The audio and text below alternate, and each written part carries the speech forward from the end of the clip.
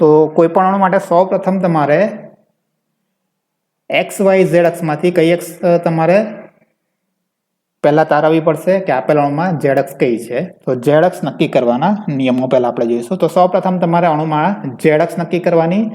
Z અક્ષ નક્કી થઈ જાય પછી તમારે નેક્સ્ટ એક્સ અક્ષ નક્કી કરવાની. તો ઝેડ અને એક્સ નક્કી થઈ જાય તો ત્રીજી જે અક્ષ છે વાય અક્ષ જ હશે. ધારો કે કોઈ અણુ છે એમાંથી તમે 3 અક્ષ પસાર કરો આ રીતે અને ત્રીજી અક્ષ આ રીતે હશે, લંબ હશે.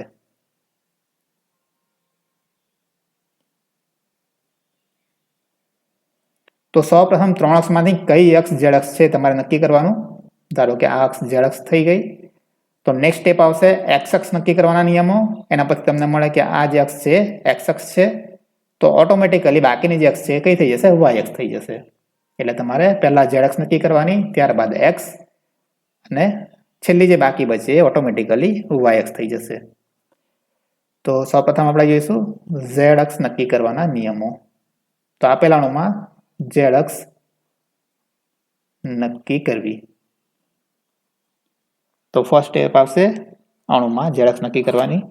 તો પહેલો રૂલ છે કે આપેલા અણુમાં એક જ યોગ્ય ભ્રમણ અક્ષ, બરાબર છે, એટલે કે સમમિતિ અક્ષ એક જ હોય.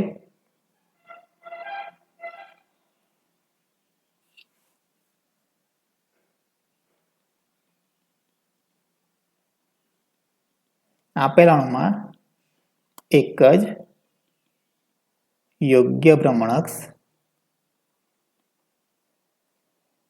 એટલે કે પ્રોપર રોટેશનલ એક્સિસ તમે એને કહી શકો, અથવા તો યોગ્ય ભ્રમણ કહી શકો, અથવા તો પરિભ્રમણ કહી શકો, અથવા એક્સિસ ઓફ રોટેશન કહી શકો. બરાબર છે, આટલા બધા એના નામ છે. ઉચિત ભ્રમણ પણ કહી શકો, યોગ્ય ભ્રમણ અથવા તો ઉચિત ભ્રમણ અક્ષ. તો આપેલા અણુમાં યોગ્ય ભ્રમણ અક્ષ અથવા તો ઉચિત ભ્રમણ અક્ષ અથવા તો સમમિતિ અક્ષ કેટલી હોય, ફક્ત એક જ આપણને મળે. તો એ જે અક્ષ છે એ જ આપણી ઝેડ અક્ષ થશે. તો તેને જ ઝેડ અક્ષ તરીકે લો.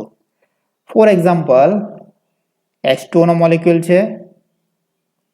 H2O માં આપણને ઉચિત ભ્રમણ અક્ષ અથવા તો યોગ્ય ભ્રમણ તરીકે એક જ અક્ષ મળે છે, C2. C1 આપણે નથી લેવાની, C1 બરાબર તો થઈ જાય, બરાબર છે. એટલે C2 C3 જે પણ હોય તમે લઈ શકો, C1 નથી લેવાની એની અંદર.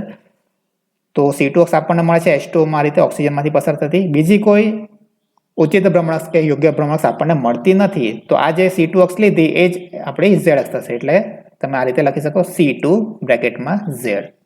હવે સેકન્ડ રૂલ કે આપેલ અણુમાં એક કરતાં વધુ યોગ્ય ભ્રમણ અક્ષ હોય તો શું કરવું. તો એક કરતાં વધુ યોગ્ય ભ્રમણ અક્ષ હોય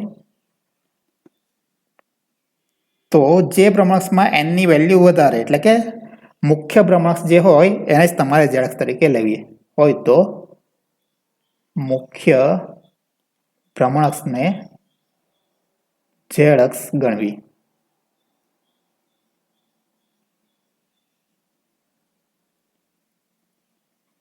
તો કોઈ અણુમાં C3 અક્ષ છે મુખ્ય ભ્રમણ અક્ષ તરીકે અને 3 C2 પણ છે.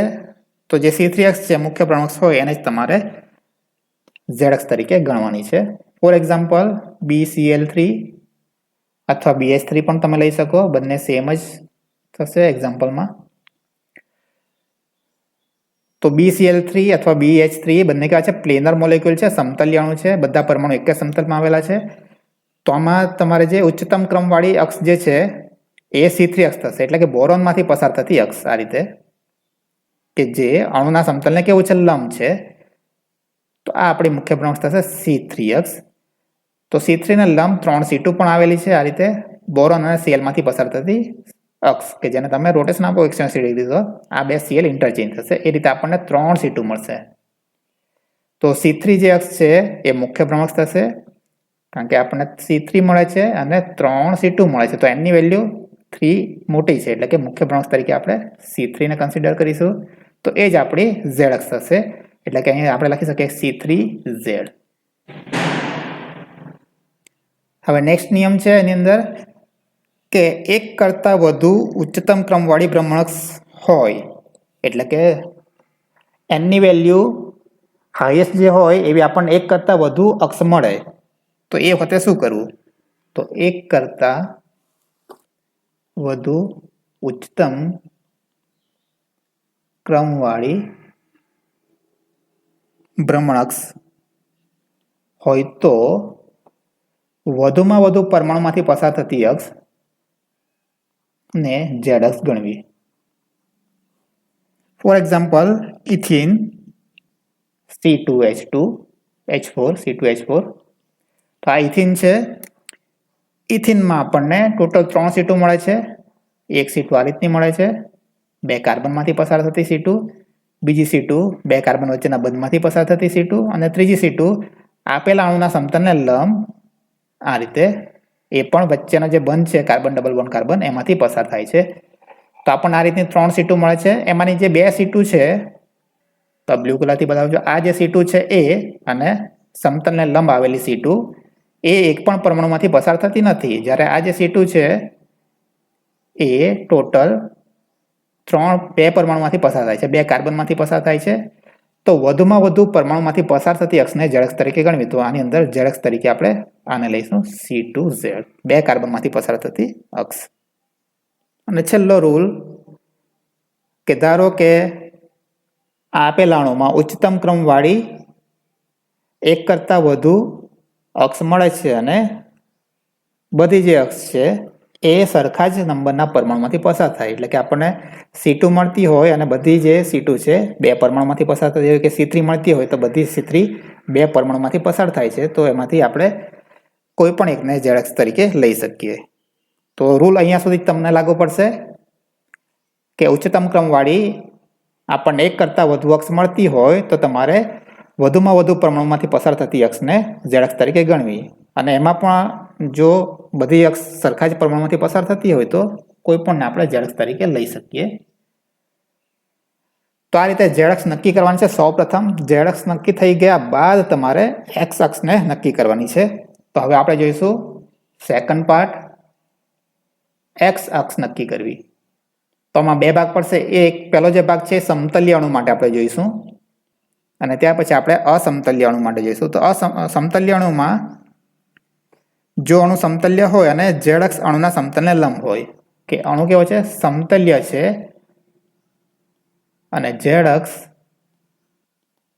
અણુના સમતલમાં હોય. ફોર એક્ઝામ્પલ, આપણે વોટર મોલેક્યુલ લઈએ H2O. તો H2Oમાં ઓક્સિજનના 3 હાઇડ્રોજન કેવા છે સમતલ્ય અણુ છે અને આ જે આપણે C2 પસાર કરીએ એને જ આપણે ઝેડ અક્ષ તરીકે લઈએ છીએ C2Z, કારણ કે બીજી કોઈ C2 કે C3 પોસિબલ નથી. એની અંદર એક જ અક્ષ આવેલી છે તો એ જ આપણી ઝેડ અક્ષ થશે. અને ઝેડ અક્ષ ક્યાં છે? અણુના સમતલની અંદર આવેલું છે. તો H2O નો જે મોલેક્યુલ અત્યારે દોરેલો છે ઓક્સિજન અને 2 હાઇડ્રોજન એ તમારા મોબાઈલની સ્ક્રીન જે છે એના સમતલમાં જ છે અને C2 અક્ષ પણ કેવી છે એ જ સમતલમાં છે. તો નિયમ પ્રમાણે તમારે ઝેડ અક્ષ જો અણુના સમતલમાં હોય તો તમારે એક્સ અક્ષને જે સમતલને લંબ લેવી પડશે. તો ઝેડ અક્ષ અણુના સમતલમાં હોય તો એક્સ અક્ષ અણુના સમતલને લંબ હોય. એટલે આ એક ઝેડ અક્ષ થઈ ગઈ તો બીજી અક્ષ કેવી હશે? આ રીતે હશે અને લંબ 90 ડિગ્રી. અને ત્રીજી અક્ષ કેવી હશે? અણુના સમતલને લંબ હશે. તો આ જે અક્ષ છે આ અક્ષ અણુના સમતલમાં છે. કોઈ પણ 2 અક્ષ તો અણુના સમતલમાં જ આવશે. એક તો ઝેડ અક્ષ છે, બીજી આ અક્ષ છે અને ત્રીજી અક્ષ અણુના સમતલને લંબ હશે. તો નિયમ પ્રમાણે ઝેડ અક્ષ જો અણુના સમતલમાં હોય તો એને લંબ જે અક્ષ હોય એને જ તમારે એક્સ અક્ષ તરીકે ગણવી. તો એક્સ અક્ષ આપણી આ થશે એટલે ઓટોમેટિકલી આ આપણી વાય અક્ષ થઈ જશે. તો સમતલ્ય અણુ માટે પહેલા આપણે જોયું કે ઝેડ અક્ષ તમે નક્કી કરી નાખી અને આપેલો અણુ સમતલ્ય છે અને ઝેડ અક્ષ અણુના સમતલમાં છે તો એક્સ અક્ષ અણુના સમતલને લંબ લેવી. હવે ધારો કે ઝેડ અક્ષ અણુના સમતલને લંબ હોય તો એક્સ અક્ષ તમારે જે લેવાની છે એ એક્સ અક્ષ અણુના સમતલમાં તથા વધુમાં વધુ પરમાણુમાંથી પસાર થતી હોવી જોઈએ. તો ઝેડ અક્ષ અણુના સમતલને લંબ હોય તો એક્સ અક્ષ અણુના સમતલમાં તથા વધુમાં વધુ પરમાણુમાંથી પસાર થતી હોય તેને ગણવી. ફોર એક્ઝામ્પલ આપણે જોઈએ PTCl4. તો PTCl4 અણુ કેવો છે? સમતલ્ય છે અને એમાં જે મુખ્ય પ્રમાણ છે C4H છે. તો એ અણુના સમતલને કેવી હશે? લંબ હશે આ રીતે. તો આપણી C4H થઈ અને નિયમ પ્રમાણે ઉચ્ચતમ ક્રમવાળી જે ભ્રમણકક્ષ હતો તો મુખ્ય ભ્રમણકક્ષ હોય એને આપણે Z અક્ષ તરીકે ગણવી. તો મુખ્ય ભ્રમણકક્ષ અણુના સમતલને લંબ છે તો X અક્ષ તમારે અણુના સમતલમાં લેવાની છે. તો અણુના સમતલમાં તમે અક્ષ લો તો બે અક્ષ પોસિબલ છે. એક અક્ષ આ છે અને બીજી અક્ષ તમને મળશે આ રીતની. ઓકે, તો આની અંદર તમે કોઈ પણ અક્ષ જે છે એને તમારે એક્સ અક્ષ તરીકે લઈ શકો, કારણ કે આ પણ 3 પરમાણુમાંથી પસાર થાય છે અને અહીં પણ 3 પરમાણુમાંથી પસાર થાય, તો કોઈને પણ તમે એક્સ અક્ષ તરીકે લઈ શકો. પણ ધારો કે આ બે અક્ષ છે એમાંની એક અક્ષ વધુ પરમાણુમાંથી પસાર થતી હોય તો તમારે એને એક્સ અક્ષ તરીકે લેવાની અને બાકીની જે છે અક્ષ એને તમારે જે છે વાય અક્ષ તરીકે કન્સિડર કરવાની થશે. નેક્સ્ટ આપણે જોઈશું કે આપેલ અણુ અસમતલ્ય હોય તો પાર્ટ બી માં આપણે જોઈશું અસમતલ્ય અણુ માટે. તો અસમતલ્ય અણુ માટે એક્સ અક્ષ નક્કી કરવાનું થોડું ડિફિકલ્ટ છે. ડિફિકલ્ટ એટલા માટે કે થોડી લેન્ધી પ્રોસેસ છે. તો જો અણુ અસમતલ્ય હોય તો સૌપ્રથમ આપણે એવું સમતલ પસાર કરવાનું છે, એવું સમતલ પસંદ કરવાનું છે. એવું સમતલ પસંદ કરો કે જે ઝેડ અક્ષને લંબ રૂપે હોય તથા વધુમાં વધુ પરમાણુમાંથી પસાર થતું હોય. હવે આ સમતલમાંથી પસાર થતી તથા વધુમાં વધુ પરમાણુમાંથી પસાર થતી અક્ષને એક્સ અક્ષ તરીકે લેવાની છે. હવે આ સમતલમાં આવેલી તથા વધુમાં વધુ પરમાણુમાંથી પસાર થતી અક્ષને એક્સ અક્ષ ગણવી. ફોર એક્ઝામ્પલ આપણે લઈએ PF5 ફોસ્ફરસ પેન્ટા ફ્લોરાઇડ અથવા તો PCl5 પણ તમે લઈ શકો. બંનેનો જે શેપ છે કે બિંદુ સમૂહ સેમ જ થશે. તો ફોસ્ફરસ અને આ 3 ફ્લોરિન કેવા છે? એક જ સમતલમાં આવેલા છે. સમતલને લંબ ઉપર એક ફ્લોરિન છે અને એક નીચે ફ્લોરિન છે. તમા જે મુખ્ય ભ્રમણકક્ષ છે CN અક્ષ બરાબર અહીં આવશે, આપણને C3 અક્ષ મળશે ઉપર અને નીચેના ફ્લોરિનમાંથી પસાર થતી અક્ષ, કે જેને આપણે C3 રોટેશન આપીશું તો ફરતેના જે 3 ફ્લોરિન છે ઇન્ટરચેન્જ થશે, એટલે કે મુખ્ય ભ્રમણકક્ષ આપણે કઈ થઈ? C3 અક્ષ. તો એ જે અક્ષ છે એ આપણી Z અક્ષ થશે. તો આ જે અક્ષ છે આપણી C3 અક્ષ થઈ, એટલે કે C3Z. તો નિયમ પ્રમાણે પહેલા Z અક્ષ આપણે નક્કી કરી દીધી. હવે આ જે અણુ છે કેવો છે? અસમતલ્ય છે. માટે એક્સ અક્ષ નક્કી કરવા માટે આપણે Z અક્ષને લંબ સમતલ પસાર કરવાનું થશે. તો એ સમતલ કયું થશે? કે જેની અંદર ફોસ્ફરસના 3 ફ્લોરિન આવી જાય એ સમતલ.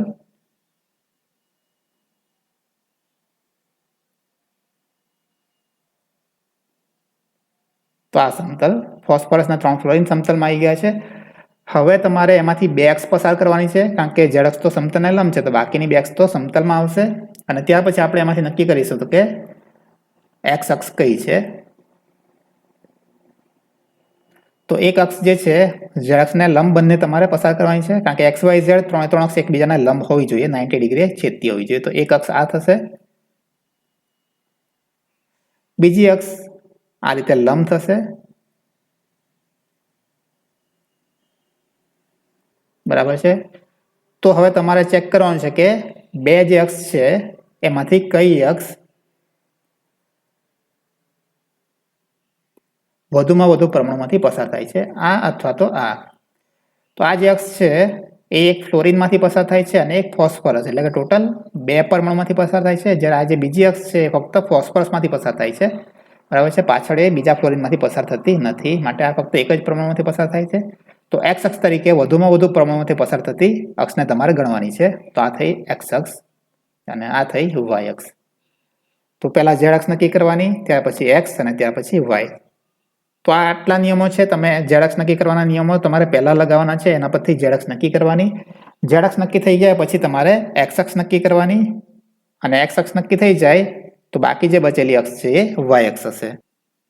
હવે ધારો કે તમે એક્સ વાય ઝેડ અક્ષ નક્કી કરી નાખી. હવે જે અણુ છે એના ઉપર કોઈ સમમિતિ જે ક્રિયા છે એ કરો. દાખલા તરીકે કોઈ એક અણુ છે,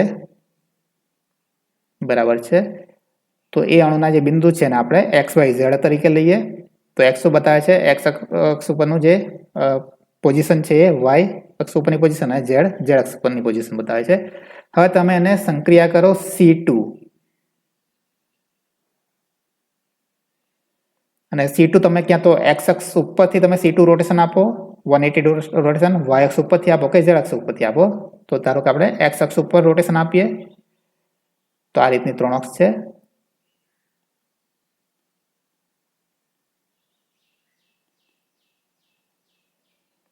જો તમે એક્સ અક્ષ ઉપર રોટેશન આપો તો એક્સ ઉપર જે બિંદુ છે એની પોઝિશન બદલાશે નહીં. માટે C2x હોય તો એક્સ નું સ્થાન જે છે બંને કોમન છે, C2x અને XYZ માં એક્સ.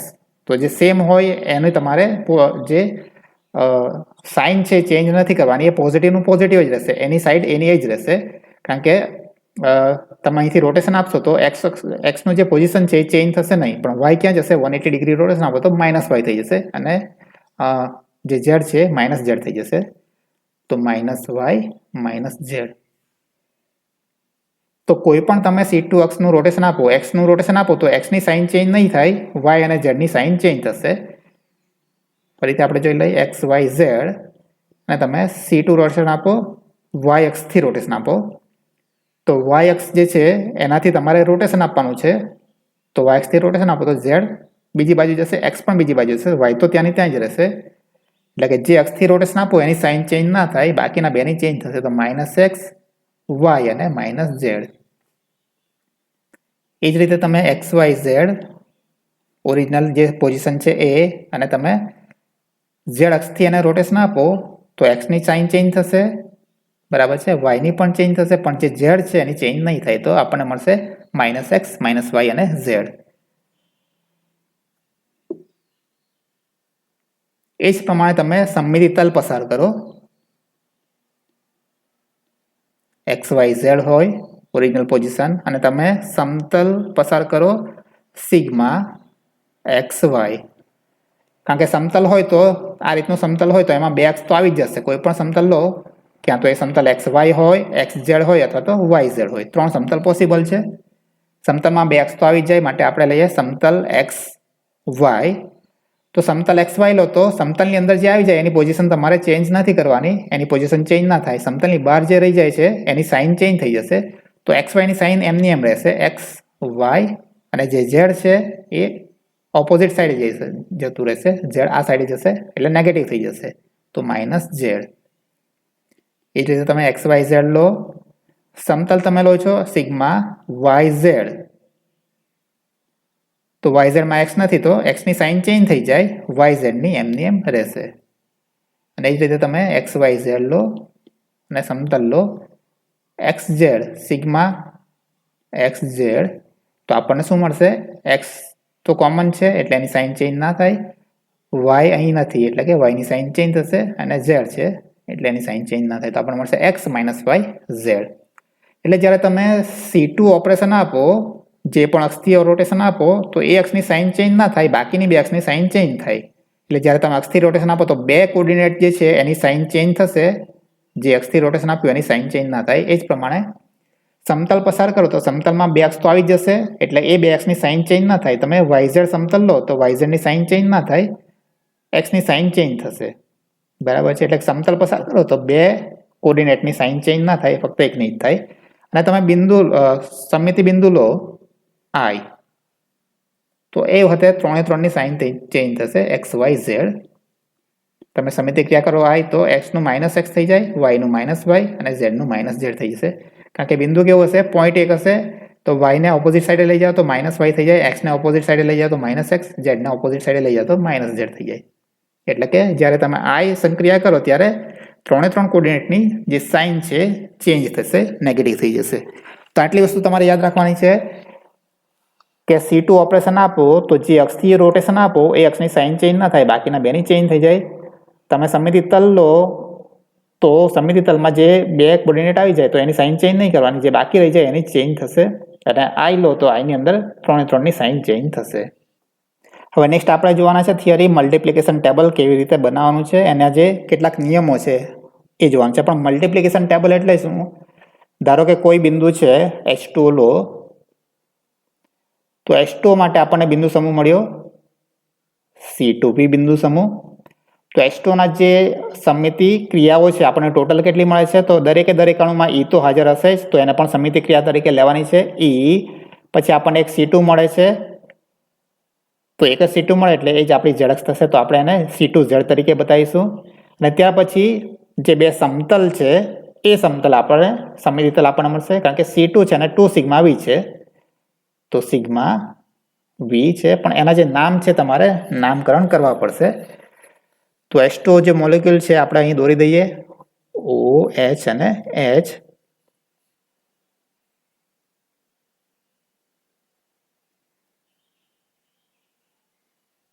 તો આ C2 અક્ષ છે, એક જ અક્ષ છે એટલે એ જ આપણી ઝેડ અક્ષ થઈ.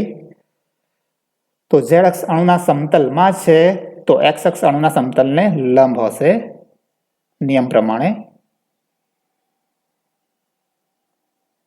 તો આ એક્સ અક્ષ થઈ જાય અને વાય અક્ષ જે છે બાકીની જે બચી એ વાય અક્ષ થશે. તો ઝેડ અને વાય અક્ષ અણુના સમતલમાં છે ને એક્સ અક્ષ અણુના સમતલને લંબ રૂપે છે. તો અહીંયા આપણને જે બે સમમિતિ તલ મળે છે એ કયા કયા મળે છે? એક તો અણુનું પોતાનું સમતલ જેમાં H2 આવી જાય છે એ સિગ્મા V છે, બરાબર છે. તો અણુનું જે સમતલ છે એ જ સમમિતિ તલ છે અને એ સિગ્મા V આપણે કહીએ છીએ, કારણ કે C2Z પણ એની અંદર જ આવી જાય છે. તો એ સમતલમાં કઈ કઈ અક્ષ આવી જાય છે? તો Z અને Y અક્ષ. તો એ આપણને મળશે સિગ્મા YZ, બરાબર છે. અને બીજું સમમિતિ તલ કેવું હશે? તો ઓક્સિજનમાંથી પસાર થતું સમતલ કે જેની એક સાઈડે હાઇડ્રોજન રહેશે, બીજી સાઈડે પણ હાઇડ્રોજન રહેશે, એટલે કે Z અને X અક્ષમાંથી પસાર થતું સમતલ. તો એ આપણું સમમિતિ તલ થશે. તો બીજું આવશે X અને Z. એટલે આના જે ટોટલ સમમિતિ ક્રિયાઓ આપણને મળશે C2Z. XZ ને પહેલા લઈ લઈએ, સિગ્મા XZ સિગ્મા YZ. તો આટલી આપણને સમમિતિ ક્રિયાઓ મળે છે, રાઈટ. તો મલ્ટિપ્લિકેશન ટેબલમાં તમારે શું કરવાનું છે? તો આ સાઈડે તમારે એના જે 4 સમમિતિ તત્વો છે, સમમિતિ ક્રિયાઓ છે એ લેવાની છે, અને સેમ એ રીતે તમારે અહીં પણ લેવાની છે, કોલમમાં પણ C2Z sigma XZ sigma YZ.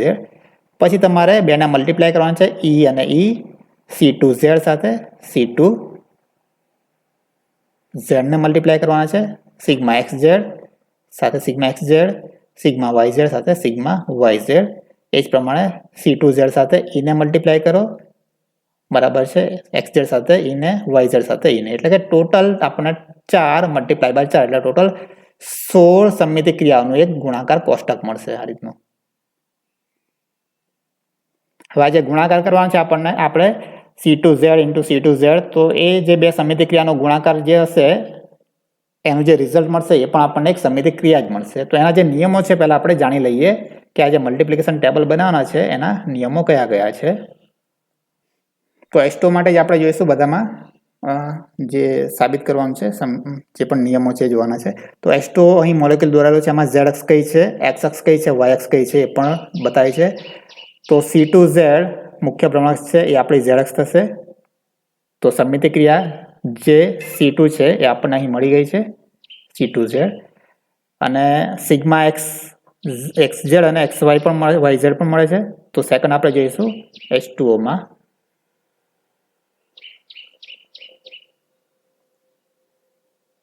Sigma XZ. તો સિગ્મા XZ કેવું હશે? આ રીતે ઓક્સિજનમાંથી પસાર થતું સમતલ એ આપણું સિગ્મા XZ થશે, જેની એક બાજુ હાઇડ્રોજન છે, બીજી બાજુ હાઇડ્રોજન છે. અને સિગ્મા YZ કેવું હશે? તો Y અને Z માંથી પસાર થતું સમતલ.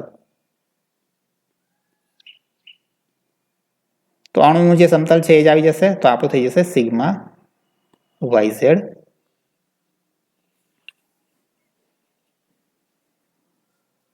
અને સમિતિ ક્રિયા ઈ છે એ તો બતાવવાની જરૂર નથી, ઈ મતલબ કે તમારે કોઈ સમિતિ ક્રિયા કરવાની નથી. એટલે કે H2 માં આપણને ટોટલ 4 સમિતિ ક્રિયાઓ મળે છે: E C2Z sigma XZ sigma YZ. હવે ફર્સ્ટ નિયમ છે સંવૃત્તાનો નિયમ, એટલે કે ક્લોઝરનો નિયમ છે. તો 1 by 1 આપણે રૂલ્સ જોતા જઈશું. ફર્સ્ટ નિયમ છે, તો સંવૃત્તાનો નિયમ શું કહે છે? તો આ નિયમો શા માટે આપેલા છે કે મલ્ટિપ્લિકેશન ટેબલ જે છે, જેટલા પણ કોઈ પણ અણુના તમે આ રીતે ગુણાકાર કોષ્ટક બનાવો તો એમાં જે 4 નિયમો આપેલા છે, ચારે 4 નિયમનું પાલન કરે જ છે મલ્ટિપ્લિકેશન ટેબલ. આ 4 નિયમ ઉપર જ આધારિત હોય છે, માટે આ 4 નિયમો તમને આપેલા છે. પહેલો નિયમ સંવૃત્તાનો નિયમ, ક્લોઝરનો નિયમ. તો તમે કોઈ સમિતિ ક્રિયા A અને B નો ગુણાકાર કરો અને તમને સમિતિ ક્રિયા C મળે. તો કોઈ પણ તમે બે સમિતિ ક્રિયાનો ગુણાકાર કરશો તો આપણને જે રિઝલ્ટ મળશે એ એક સમિતિ ક્રિયા જ હશે, અને એ જે સમિતિ ક્રિયા હશે એ આપેલા અણુના જે બિંદુ સમૂહ છે એની અંદર આવેલી જ હશે. તો અહીં આપણને C મળે છે. C પણ એક સમિતિ ક્રિયા જ હશે જે તે અણુની અંદર આવેલી જ હશે, અણુમાં એટલે કે બિંદુ સમૂહની અંદર આવેલી જ હશે. એટલે કોઈ પણ અણુમાં જ કોઈ પણ જે બે સમિતિ ક્રિયા છે એનો તમે ગુણાકાર કરો તો આપણને જે રિઝલ્ટ મળે એ ત્રીજી સમિતિ ક્રિયા જ મળશે, અને એ સમિતિ ક્રિયા એ અણુમાં એટલે કે એ બિંદુ સમૂહમાં હાજર હશે જ. દાખલા તરીકે અહીં આપણને H2 માં આટલી ચાર સમિતિ ક્રિયાઓ મળે છે: E C2 સિગ્મા XY અને સિગ્મા YZ. તો આમાંથી કોઈ પણ તમે બે સમિતિ ક્રિયાનો ગુણાકાર કરો, ધારો કે C2Z ને XY વડે ગુણો, XY ને સિગ્મા YZ સાથે ગુણો, C2 ને સિગ્મા YZ સાથે ગુણો, બરાબર છે. તો ગમે તે બેનો તમે ગુણાકાર કરો તો આપણને જે જવાબ મળશે એ એક સમિતિ ક્રિયા જ હશે, અને એ સમિતિ ક્રિયા આ ચારમાંથી જ કોઈ એક હશે, બરાબર છે. કે H2 ના અણુમાં ટોટલ આટલી આપણને સમિતિ ક્રિયા મળે છે, મને કોઈ પણ બેનો ગુણાકાર કરો તો એ ચારમાંથી જ બીજી કોઈ સમિતિ ક્રિયા જે હશે એ જ મળશે આપણને રિઝલ્ટ તરીકે.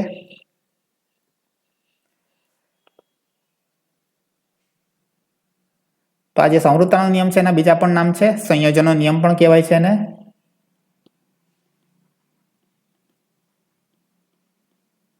અથવા એકત્રીકરણનો નિયમ પણ કહેવાય છે.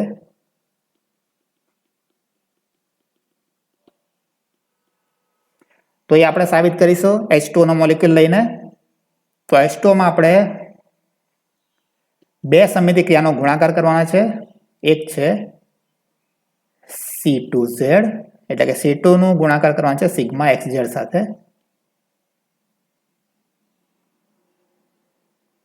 હવે આ બે સમિતિ ક્રિયાનો ગુણાકાર કરીશું અને જે રિઝલ્ટ મળશે એ આપણને જે સમિતિ ક્રિયા મળશે એ આ ચારમાંની જ એક મળવી જોઈએ.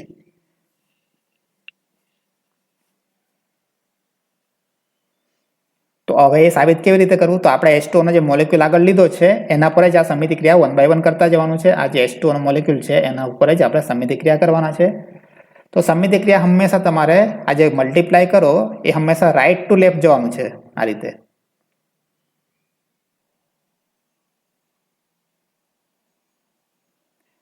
તો H2O ના અણુમાં સૌથી પહેલા સમિતિ ક્રિયા તમારે C2Z નથી કરવાની, તમારે રાઈટ ટુ લેફ્ટ જવાનું છે, એટલે કે સિગ્મા XZ પહેલા સમિતિ ક્રિયા કરવાની થશે. તો H2O નો મોલેક્યુલ આપણે દોરી દઈએ. O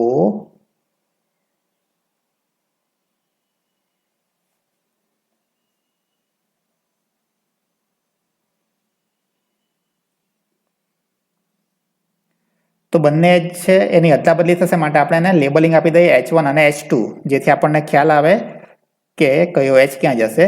અને એના જે કોર્ડિનેટ છે એ પણ આપણે લખી દઈએ XYZ, કારણ કે આપણે સમિતિ ક્રિયા કરીશું તો એની સાઇન પણ ચેન્જ થશે. તો સૌપ્રથમ આપણે કયું ઓપરેશન કરીશું, કઈ સમિતિ ક્રિયા કરીશું? Sigma XZ.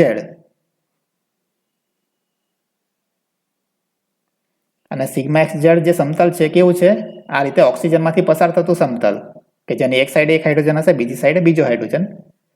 એટલે તમારે સિગ્મા XZ લખવું હોય તો તમારે આ રીતે સમતલ બતાવી દેવાનું કે સૌપ્રથમ આપણે સમિતિ ક્રિયા સિગ્મા XZ કરવાના છીએ. તો ઓક્સિજન તો સમતલમાં છે માટે એનું સ્થાન ચેન્જ ના થાય, પણ H1 અને H2 ઇન્ટરચેન્જ થશે એટલે આપણને શું મળશે? H પણ બંનેની જે પોઝિશન છે એ ચેન્જ થઈ જાય. H2 આ સાઈડે આવશે લેફ્ટ સાઈડે અને H1 રાઈટ સાઈડે જશે અને જે કોઓર્ડિનેટ છે એ પણ ચેન્જ થશે. હવે આ સમતલ x z પસાર કર્યું છે તો x અને z ની વેલ્યુ ચેન્જ ના થાય. વેલ્યુ કોની ચેન્જ થશે? y ની. એટલે કે x એમના એમ રહેશે, y નું માઇનસ y થઈ જશે, z નું z જ રહેશે.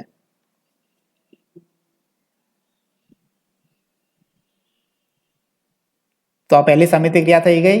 H2 ઉપર મલ્ટીપ્લાય બાય C2Z છે. તો હવે આપણે સેકન્ડ સમિતિ ક્રિયા કરીશું રાઈટ ટુ લેફ્ટ. તો હવે C2Z, તો C2 અક્ષ છે એટલે કે C2 તમારે પસાર કરવાની અને એને 180 ડિગ્રી રોટેશન આપવાનું છે. તો અહીંથી તમારે C2 અક્ષ પસાર કરો અને તમારે 180 ડિગ્રી રોટેશન આપવાનું છે. તો આ C2Z થઈ ગઈ. તો 180 ડિગ્રી રોટેશન આપો તો ઓક્સિજનનું જે પોઝિશન છે ત્યાંની ત્યાં જ રહેશે. H1 અને H2 ફરીથી બદલાશે. તો ઓક્સિજન ત્યાંનું ત્યાં જ છે, H અને H લખી દઈએ. તો 1 જે છે રાઈટ ટુ લેફ્ટ જશે, H2 જે છે લેફ્ટ ટુ રાઈટ જશે. તો બેની પોઝિશન ફરી ચેન્જ થશે. તો ઓરિજિનલ જ્યાં હતા ત્યાં બંને આવી જશે, H1 અને H2. અને કોઓર્ડિનેટ જે છે x માઇનસ વાય અને z છે એના પર C2 ઓપરેશન તમે કરો, રોટેશન આપો, તો C2 કયું છે? Z છે. માટે z ની સાઇન ચેન્જ નથી કરવાની તમારે, બાકીના બેની ચેન્જ થશે. કે જ્યારે અક્ષ પસાર કરો તો એકની સાઇન ચેન્જ ના થાય, બાકીના બેની ચેન્જ થાય. તો કઈ અક્ષ છે? C2Z છે, તો z ની ચેન્જ ના થાય. તો x ની માઇનસ x થશે, માઇનસ y છે એની પ્લસ y થઈ જશે અને z છે, z કોમન છે માટે એની ચેન્જ નથી કરવાની, z એમની એમ રહેશે. તો માઇનસ એક્સ વાય અને z. ઓકે, તો આપણે H2 ઉપર મલ્ટીપ્લાય કરવાનું છે બે સમિતિ ક્રિયાનો, મતલબ કે તમારે રાઈટ ટુ લેફ્ટ જવાનું છે. તો સિગ્મા XZ પહેલા ઓપરેશન આપ્યું અને જે આપણને મળ્યું એના પર C2Z ઓપરેશન આપ્યું. એટલે ફાઇનલ આપણને આ રીતનું મળ્યું મોલેક્યુલ. તો એ જે મોલેક્યુલ છે ફરીથી આપણે બીજી સ્લાઇડ ઉપર લઈ લઈએ. ઓકે, તો બે સમિતિ ક્રિયાનો ગુણાકારથી આપણને ફાઇનલ રિઝલ્ટ જે મળ્યું છે એ આપણને આ મળ્યું.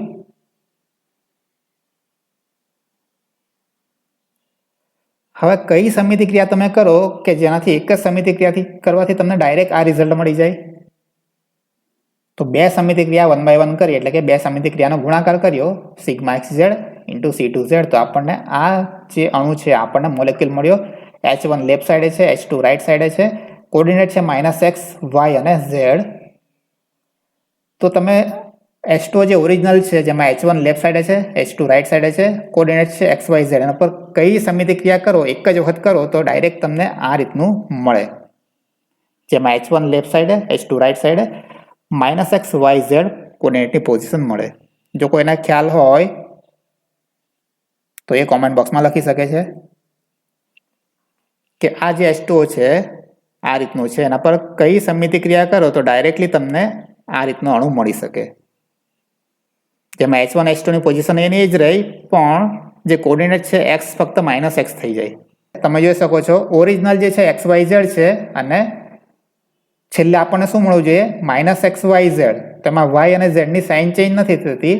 બે કોઓર્ડિનેટની સાઇન ક્યારે ચેન્જ ના થાય? કે જ્યારે તમે સમમિતિ તલ પસાર કરો ત્યારે. અને એ કયો સમમિતિ તલ પસાર કરવાનું તમારે? જેની ચેન્જ ના થતી હોય એ. તો y અને z ની સાઇન ચેન્જ નથી થતી માટે સમમિતિ તલ કયો પસાર કરવાનું થશે? Sigma YZ. ઓકે, તો એ આપણે જોઈ લઈએ. O H1 H2 સમિતિ તલ સિગ્મા YZ એટલે કે કેવું આવશે? અણુનું પોતાનું સમતલ.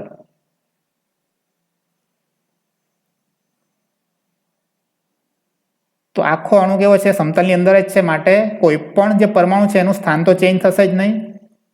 H1 અને H2 એમના એમ જ રહેશે. પણ x અક્ષ કેવી છે? સમતલને લંબ છે. આગળ પણ તમે જોયું હશે x અક્ષ જે છે સમતલને લંબ છે એટલે કે એ બીજી સાઈડે જશે તો માઇનસ એક્સ થઈ જશે. તો કોઓર્ડિનેટમાં સિગ્મા YZ સમતલ લીધું છે તો YZ ની સાઇન ચેન્જ ના થાય. ઓરિજિનલ XYZ ચેન્જ હતી, સાઇન હતી XYZ. તો YZ ની ચેન્જ નથી કરવાની આપણે સાઇન, x ની માઇનસ એક્સ થશે, y અને z એમના એમ રહેશે. તો તમે બંનેને કમ્પેર કરી જુઓ તો બે સમિતિ ક્રિયા કર્યા પછી આપણને જે રિઝલ્ટ મળે છે ડાયરેક્ટ એક સમિતિ ક્રિયાથી પણ આપણને મળે છે. એટલે આપણે કહી શકીએ કે C2Z ઇન્ટુ સિગ્મા XZ, જે ઉપરનું આપણે મલ્ટીપ્લાય કર્યું હતું એ ઇક્વલ ટુ આપણને શું મળે છે? Sigma YZ.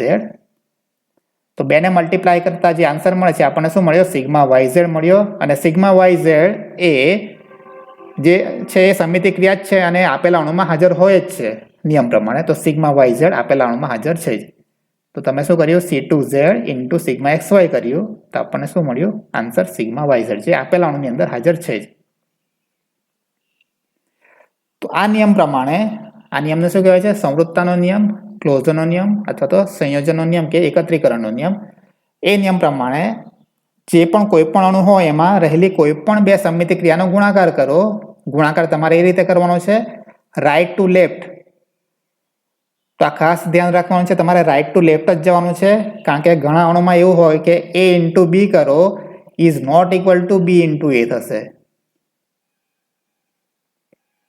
મેથ્સની અંદર તમે 5 ગુણ્યા 3 કરો કે 3 ગુણ્યા 5 કરો, કોઈ પણ બે વેલ્યુનો ગુણાકાર અલ્ટરનેટ કરી નાખો તો આપણને રિઝલ્ટ તો સેમ મળે જ છે. પણ આની અંદર સમમિતિની અંદર, સિમેટ્રીની અંદર A into B is not equal to B into A હોઈ શકે. અણુ ઉપર ડિપેન્ડ છે. બધા માટે લાગુ નથી પડતું, પણ કેટલાક અણુ માટે આ રીતનું લાગુ પડે કે A into B is not equal to B into A. એટલે કે ભૂલથી પણ તમે અત્યારે સમિતિ ક્રિયા કઈ લીધી તમે? C2Z into sigma XZ. તો તમારે અણુ પર પહેલા સિગ્મા XZ ઓપરેશન આપવાનું અને ત્યાર પછી C2Z ઓપરેશન આપવાનું. પણ કદાચ એનાથી ઊંધું થઈ જાય તમારે કે C2Z પહેલા આપો અને પછી સિગ્મા XZ આપો તો કદાચ અહીં રિઝલ્ટ બદલાઈ પણ શકે. તો નેક્સ્ટ જે નિયમ છે એ છે એકમ અથવા તો આઈડેન્ટિટીનો નિયમ. તો સૌથી ઇઝીમાં ઇઝી રૂલ છે. આ રૂલ પ્રમાણે શું કહે છે કે કોઈ પણ સમિતિ ક્રિયાને E વડે ગુણાકાર કરો તો આપણને એ જ સમિતિ ક્રિયા મળે. અને એમાં જે છે એનો જે સિક્વન્સ છે એ તમે ચેન્જ કરી નાખો તો પણ એની કોઈ અસર થતી નથી રિઝલ્ટ ઉપર. એટલે કે E ઇન્ટુ કોઈ સમિતિ ક્રિયા A કરો equal to A into E કરો ઇક્વલ ટુ આપણને હંમેશા શું મળશે? એ જ મળશે. કે જે સમિતિ ક્રિયાનો ગુણાકાર આપણે E સાથે કર્યો એ જ આપણને મળશે. તો જે રીતે મેથ્સની અંદર કોઈ પણ વેલ્યુ x છે એનો ગુણાકાર તમે કરો x ઇન્ટુ 1 અથવા y ઇન્ટુ 1 કે z ઇન્ટુ 1 તો આપણને શું મળે? એ જ આપણને વેલ્યુ મળી જશે x, y અને z. તો 1 બરાબર અહીં આપણે E લેવાનું છે. તો આઈડેન્ટિટીનો નિયમ શું કહે છે કે કોઈ પણ સમિતિ ક્રિયાનો ગુણાકાર E સાથે કરો તો આપણને એ જ સમિતિ ક્રિયા પાછી મળશે.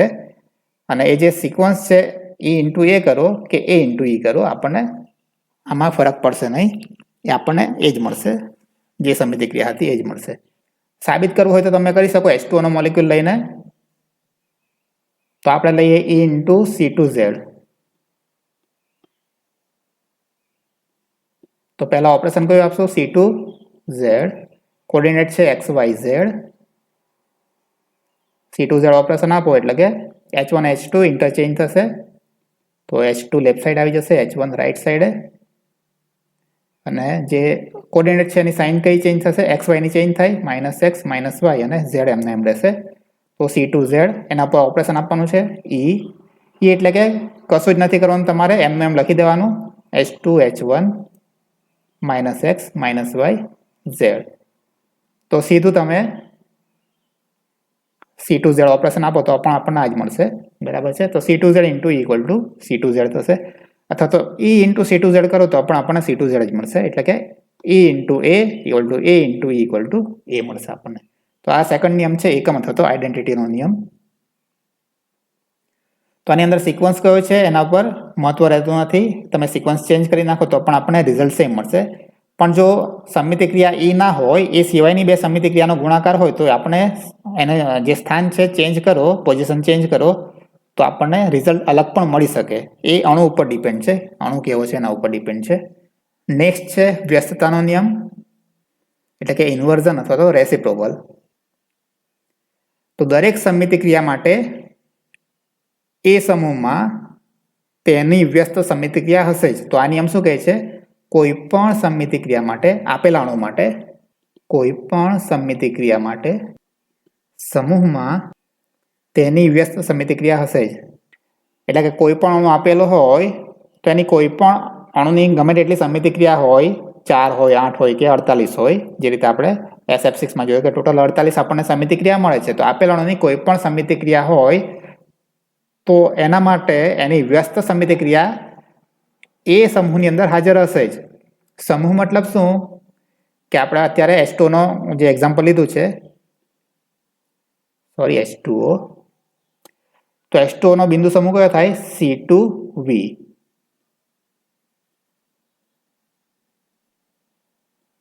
અને C2V બિંદુ સમૂહ હોય તો એમાં જે સમિતિક્રિયા હોય સરખી જ હોય, ભલે અહીં અણુ કોઈ પણ હોય પણ એનો જે બિંદુ સમૂહ C2V હોય તો એની સમિતિક્રિયા આટલી જ હોય, E C2Z સિગ્મા XZ અને સિગ્મા YZ. બરાબર છે? તો આ એનો સમૂહ થયો. સમૂહ એટલે કે ગણ.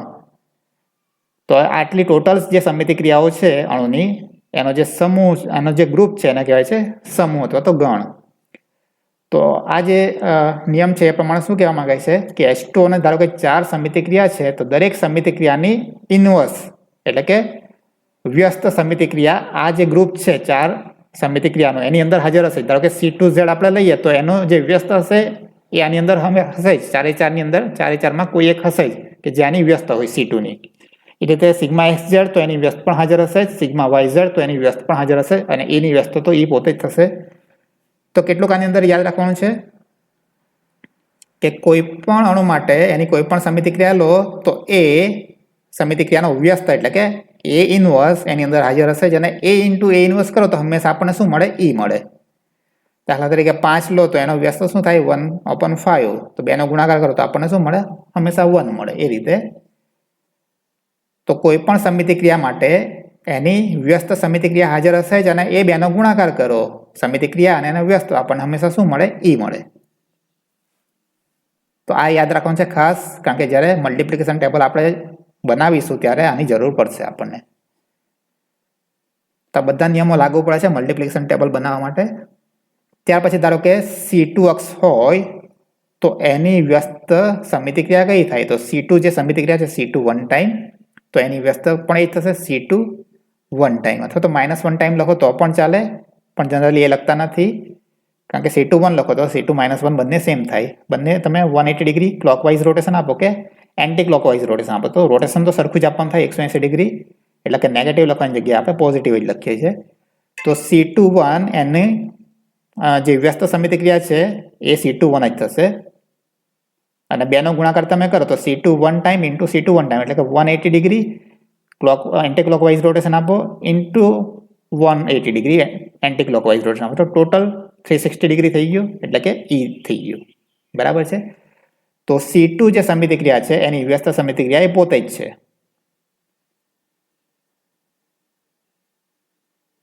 તો C2 ઇન્ટુ C2 લો તો આપણને E મળશે. એ જ પ્રમાણે ઇન્વર્ઝન અથવા તો વ્યસ્તીકરણ બિંદુ જે છે I ઇન્ટુ I, તો એ પણ એનો વ્યસ્ત પણ પોતે એ જ છે, ઇક્વલ ટુ પણ આપણને E મળશે. તો XYZ આપણે લઈએ એના ઉપર વ્યસ્તીકરણ બિંદુ I જે સમિતિક્રિયા છે એ કરીએ તો આપણને મળશે -x -y -z. અને ફરીથી તમે વ્યસ્તીકરણ બિંદુનો ઉપયોગ કરો તો આપણને પાછું મળી જશે XYZ. બરાબર છે? એટલે કે 2 વખત તમે એપ્લાય કરો તો આપણને શું મળી જાય? ઓરિજિનલ પોઝિશન પાછી મળી જાય. એટલે આપણે કહી શકીએ I into I equal to E. તો I નું જે વ્યસ્ત સમિતિક્રિયા છે એ પોતે જ છે, I જ છે.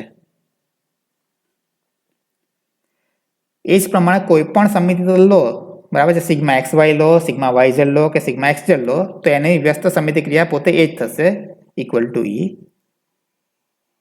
બરાબર છે? XYZ લો, બરાબર છે, એના ઉપર તમે સમિતિક્રિયા કરો x સિગ્મા XY, તો XY ની સાઇન ચેન્જ ના થાય, Z ની ચેન્જ થાય તો XY અને આપણને શું મળશે? -Z મળશે. XY -Z. ફરીથી એના ઉપર સમિતિક્રિયા કરો XY, તો XY ની ચેન્જ ના થાય તો સિગ્મા શું મળશે આપણને? XY એમના એમ રહેશે, Z ની સાઇન માઇનસ છે, ફરી પ્લસ થઈ જશે. તો ઓરિજિનલ જેવું પાછું આપણને મળી ગયું E. અને આપણે જ્યારે જે સમિતિક્રિયાઓ છે એ જોતા હતા ત્યારે પણ કીધું હતું કે સિગ્મા સ્ક્વેર કરો કે સિગ્મા રેઝ ટુ 4 કરો કે સિગ્મા રેઝ ટુ 6 કરો તો બેકી સંખ્યામાં હોય તો આપણને શું મળે? બધા માટે આપણને E મળે. એ જ રીતે i2 ટાઈમ કરો કે i4 ટાઈમ કરો કે i6 ટાઈમ કરો, તો બેકી સંખ્યામાં તમે ઓપરેશન કરો તો આપણને હંમેશા શું મળે? ઈ મળે. એટલે આપણે કહી શકીએ કે C2 I અને સિગ્મા કોઈ પણ હોય સમમિતિતલ, તો આ ત્રણેય માટે એની વ્યસ્ત સમમિતિ ક્રિયા કઈ થશે? એ પોતે જ થશે. C2 માટે C2, I માટે I અને સિગ્મા માટે સિગ્મા.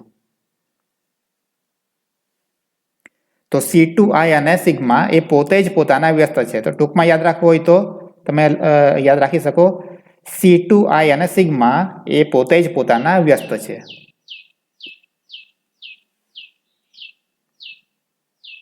હવે ધારો કે C3 1 ટાઈમ લઈએ આપણે સમમિતિ ક્રિયા, તો એના માટે એનો વ્યસ્ત કયો થાય?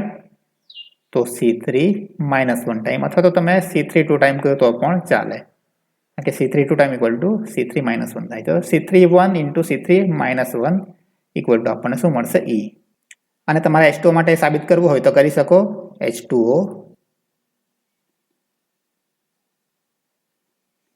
કોઓર્ડિનેટ છે XYZ, H1 H2 C2Z. તો તમે પહેલું ઓપરેશન આપો C2Z, તો H2 H1 થઈ જશે, પોઝિશન ચેન્જ થઈ જાય. x નું -x, y નું -y અને z એમ રહેશે. ફરીથી તમે ઓપરેશન આપો C2Z. આપણે શું કરીએ? C2Z ઇન્ટુ C2Z, એટલે કે C2 નો વ્યસ્ત C2 પોતે જ છે, એટલે કે 2 વખત આપણે 2 નો ગુણાકાર કરીએ. તો ફરીથી આપણે ઓપરેશન આપીએ, રોટેશન આપીએ, તો H1 ને H2 ઓરિજિનલ પોઝિશન ઉપર આવી જશે. તો z ની સાઇન ચેન્જ નથી કરવાની, બાકીના 2 ની કરો તો -x નું ફરીથી x થઈ જશે, -y નું y અને z નું z. તો ઓરિજિનલ જે હતું એ જ પાછું આપણને મળી ગયું, એટલે કે આપણે કોઈ સમમિતિ ક્રિયા ના કરી બરાબર કહેવાય, એટલે કે E. તો C2Z ઇન્ટુ C2Z બરાબર આપણને મળ્યા E. એટલે આપણે કહી શકીએ કે C2Z into C2Z equal to E. એ જ રીતે તમે સિગ્મા પણ લઈ શકો. તો સિગ્મા માટે શું કરવાનું છે કે sigma XZ into sigma XZ લેવાના છે. તો ફરીથી તમારે અહીંયા સિગ્મા XZ કરવાનું છે ઓપરેશન. તો XZ ની સાઇન ચેન્જ નથી કરવાની, ફક્ત y ની કરવાની થશે. અને ફરીથી તમે સિગ્મા XZ લો તો XZ ની ચેન્જ નહીં કરવાની, y ની ફરી ચેન્જ કરો તો પાછું ઓરિજિનલ આનું મળી જશે. એ જ પ્રમાણે તમે sigma YZ into sigma YZ કરશો તો પણ આપણને E મળશે. તો આ રીતે તમે સાબિત કરી શકો